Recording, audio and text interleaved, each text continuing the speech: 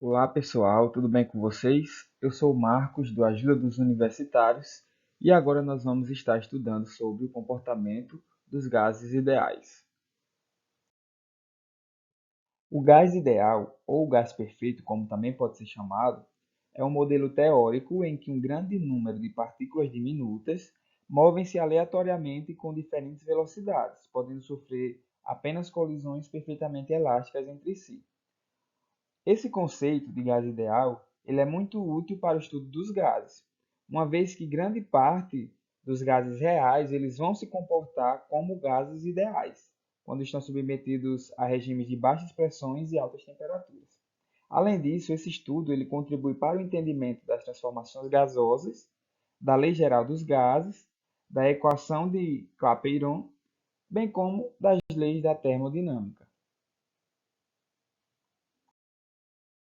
Agora, falando das características do gás ideal, nós podemos dizer que todas as partículas que compõem o gás ideal, elas são consideradas adimensionais, ou seja, têm tamanho desprezível. Além disso, elas não apresentam nenhum tipo de atração ou repulsão entre si, pois a única interação entre elas são choques perfeitamente elásticos, que são colisões em que não há perda de energia cinética. Como consequência, né, diferentemente dos gases reais, não é possível que um gás ideal se condense, como ocorre com o vapor de água, que pode se condensar ou liquefazer, né, ao entrar em contato com a superfície de temperatura mais baixa que a sua. Nessa imagem, vocês podem observar que esses gases eles são reais, porém todos eles têm um comportamento muito parecido com os gases ideais. Como já foi dito anteriormente, mencionado anteriormente, que muitos gases que são reais, eles têm um comportamento muito próximo dos gases ideais, que é o caso dessa imagem, dos gases dessa imagem. Agora vamos falar um pouco sobre a teoria cinética dos gases. De acordo com essa teoria, que é a teoria cinética dos gases, a velocidade em que as partículas de um gás ideal deslocam-se é diretamente proporcional ao módulo de sua temperatura absoluta, que é medida em Kelvin. Ou seja, quanto maior a temperatura de um gás ideal, maior será a energia cinética média de suas partículas. E essa teoria a gente pode observar nessa forma, né, que a energia cinética ela vai ser igual a 3 sobre 2 vezes a constante de Boltzmann vezes a temperatura absoluta. Lembrando que a constante de Boltzmann é igual a 1,38 vezes 10 elevado a menos 3. Além disso, né, dado um certo volume de um gás perfeito, todo e qualquer gás que seja ideal será constituído exatamente pelo mesmo número de partículas.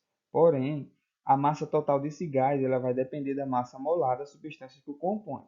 Dito isso, nós sabemos que 1 mol de partículas de um gás ideal qualquer, né, ou seja, que é cerca de 6,02 vezes 10 elevado a 23 partículas, sempre ocupa o mesmo volume, que é de aproximadamente 22,4 litros, quando submetido à pressão de 1 atm.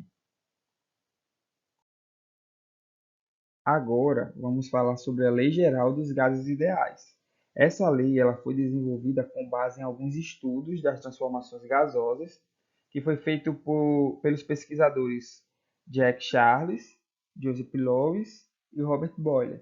Essa Lei Geral dos Gases ela permite descrever o estado termodinâmico de um gás ideal por meio de três variáveis, que é a pressão, o volume e a temperatura.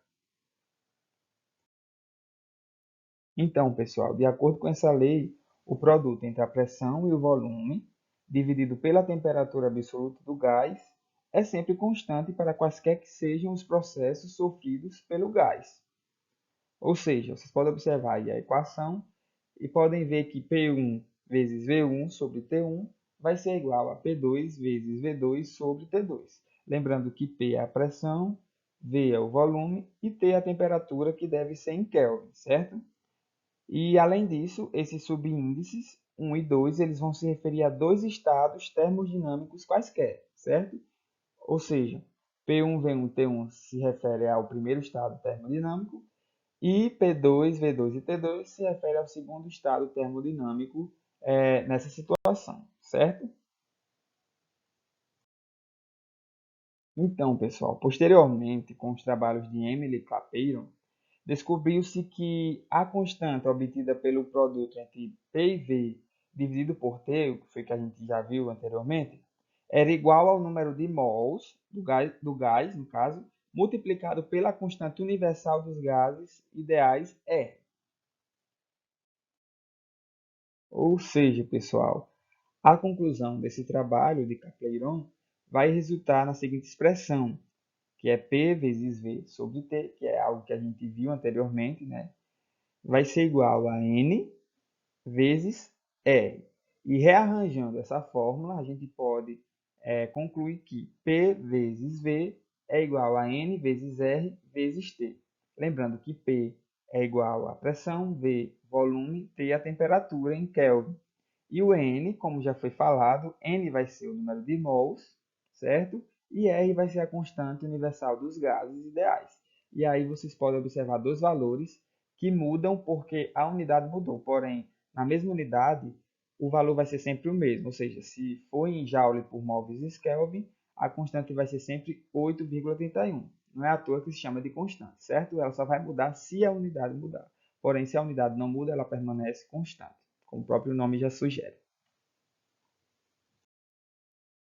Então é isso, pessoal. Eu espero que vocês tenham entendido, compreendido. Qualquer dúvida, pode falar com a gente e bons estudos. Até mais.